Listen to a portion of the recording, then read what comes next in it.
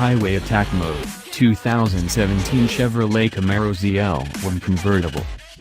When you think of places you'd want to take the 650 horsepower Chevrolet Camaro ZL1, what comes to mind? Perhaps a drag strip, where you could verify Chevrolet's claimed 3.5 second 0 to 60 mph and 11.4 second quarter-mile times. Maybe a road course such as Willow Springs, where we first drove the hardtop. How about 500 miles of relentlessly straight interstate? Well, as you may have guessed, one of these is not like the others, and it happened to be the choice of Chevrolet.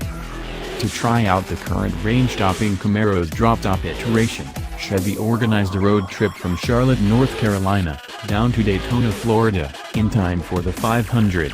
Which is great, but we only had a single day to make the 500-mile trip before the cars were shipped out. That meant we didn't really have time to, in the words of Chevrolet's marketing department, find new roads. However, this relatively dull route did give us an opportunity to experience another aspect of the Camaro ZL1, what it's like to live within the real world. Before we get too deep into driving impressions, we should cover what's different between the coupe and the convertible. First and foremost is that, unsurprisingly, the convertible weighs more.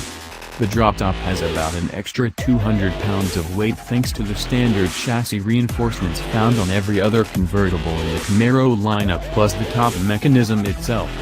The convertible has a different rear wing, too. It uses the unit on the standard SS. One of the key reasons for this is that the SS wing has an embedded antenna, which is necessary since there was no good place on the soft top to install an antenna. The convertible also loses the coupe's fancy electronically controlled limited slip differential.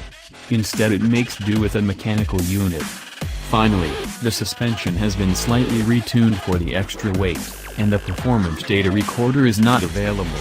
Though the option is nice, this is an understandable omission, since not many convertible owners take their cars to the track. The rest of the package matches the coupe. The front fenders are the wide versions to accommodate the 285mm front tires stopped by 6-piston Brembo brakes. The back has 305s and 4-piston calipers. And most important, the same 650 horsepower, 650 pound-foot supercharged LT4 V8 is under the hood.